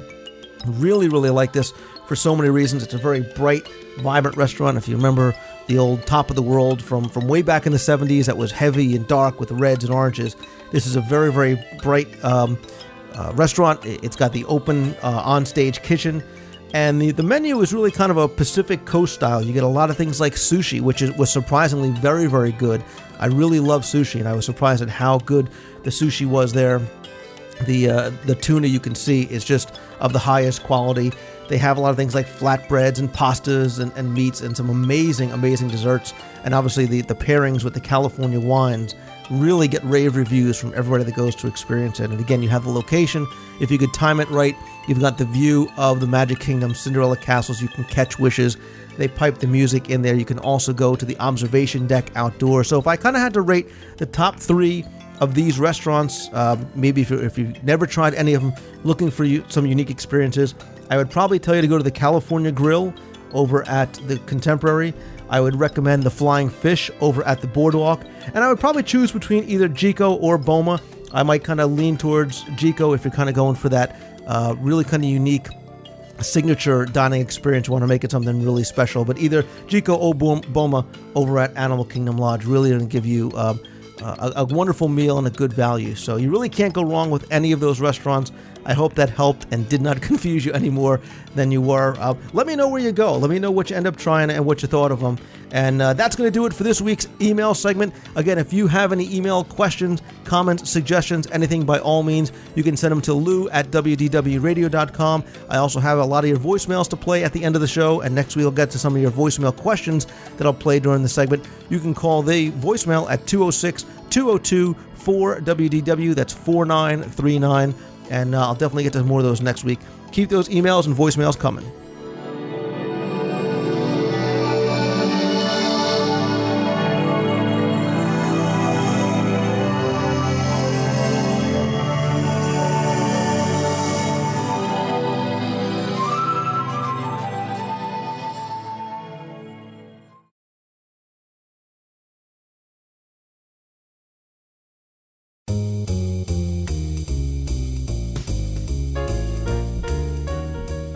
Thank you for tuning in again this week. I hope you enjoyed the show. Thanks, as always, to Jeff Pepper from 2719hyperion.blogspot.com, as well as Eric and Dan from the MouseGuest Weekly podcast. You can visit their website at mouseguest.com. I'm going to post all the links I mentioned in the show this week on our show notes page at wdwradio.com, as well as some other photos and links to previous episodes of the show. If you're going to be in Walt Disney World on Saturday, September 29th, the National Fantasy Fan Club, the NFFC, is going to be holding their second annual convention as well as their show and sale at Disney's Coronado Springs Resort. In addition to the speakers and events that are going on Thursday and Friday, on Saturday, Disney memorabilia collectors and dealers are going to have their wares for sale at the show and sale at Coronado Springs Convention Center. There's going to be a lot of authors there of Disney books, signing copies, myself included, and I'll actually be speaking at 2 o'clock in the afternoon. The show and sale is open to the public at 10 a.m. and it closes at 5, and there is free parking over at the resort. So if you're around, you like Disney merchandise of all shapes, sizes, and of course prices, stop on by, and even if you want to just come on by and say hello, I will be there all day. I am going to have a table at the show and sale. There's also going to be plenty of other special guests and celebrities and Disney legends on hand, so definitely come by if you can. I'm going to put links in the show notes page to the NFFC website for more information. Also, don't forget that the following Monday is Epcot's 25th anniversary rededication ceremony, as well as a Celebration 25 fan event that I'm going to be both sponsoring and attending. Next week, I'm going to have co-founder Adam Roth come back on the show as we reveal the schedule of events, give you an idea of just how many people are coming, and maybe let you in on a few surprises that we have in store for you. It's going to be an amazing time, so really be sure to come back and listen in for that next week. On upcoming shows, I'm also going to have more interviews, contests, 7 Wonders, and so much more, including a few special guests and new segments lined up as well. And speaking of events that are coming up, if you're going to be down for MouseFest this December, be sure to go and visit the mousefest.org page to find out about all the meets as well as our meets as well. I'm going to put a link up on our show notes page to the DisneyWorldTrivia.com website so you can find out about all the events that we have going on, including Trivia Fest, Podfest, and the live DSI with me and Jeff Pepper. And if you're going to be coming to MouseFest, or if you're thinking about coming down or over or up, and you're going to book any Disney vacation, I highly recommend contacting our friends over at the Magic for Less Travel for unsurpassed service, daily discount checking to assure you the best possible price, personalized vacation planning that's free to you, and so much more. Visit themagicforless.com. As always, I continue to want the show to be interactive, so please email me at lou@wdwradio.com with your questions, ideas, segment topics, or anything else you'd like to hear on the show. Or you can call the voicemail at 206-202-4WDW. That's 206-202-4939. And as always, I invite you to please come by our fun and friendly forums over at DisneyWorldTrivia.com for discussions about all things Disney. And finally, if you like the show, please continue to give us reviews on iTunes, dig the show, and of course, please help spread the word. Thank you again for tuning in this week. I hope you enjoyed the show. So until next week, see ya! Lou, it's Ben from Madison, Wisconsin. It's the 21st of August. I'm standing in front of the Fountain and Inventions watching the Muppet Mobile Lab. It's pretty cool. It's hot here. We'll see you. Lou, this is Ben from Madison, Wisconsin again. I wanted to let you know that I went to guest relations over at Epcot, and they said that it is still in its test phase and that it's not regularly scheduled, and she didn't have any more information about it. Anyway, it was pretty cool, so if you're down here, give it a look. Bye. Hi, Lou. My name is Nibs, as I'm known on all the Disney forums that I'm on. I was calling, actually, in regards to your latest podcast, the one about the Imagination Pavilion and the Figment Ride. And I was calling because I absolutely loved that segment that you did. It brought back a lot of memories. Segment was a big thing when I was a kid, so it brought back a lot of memories to me. But actually, one of the things that I was calling for was Jeff Pepper talked about something about the photo contests, as he called them, that were on the upper level. And I was just calling because I actually remember them too. They played a very important part in my life. My parents are professional photographers, and so I know on 2 occasions my parents' photographs were actually featured in the gallery upstairs. So it was kind of neat that somebody else remembered something that was so important in my life. Anyway, I love the show, and keep on doing what you're doing. It's great, and I'll talk to you soon because I'm going down to Disney in September, so I will try and call back with a review on what I think of the Haunted Mansion, so the new revamp there. So thanks a lot, and I'll talk to you later. Bye. Mousefest, a gathering of Disney fans from around the world, celebrating magic, celebrating wishes.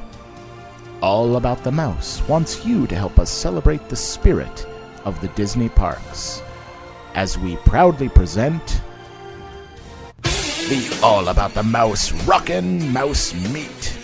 Join Brian Ripper as we all watch Jonathan Dichter take his first ride on the Rockin' Roller Coaster at MGM Studios. Friday, December 7th at 6 p.m. Only at mousefest.org.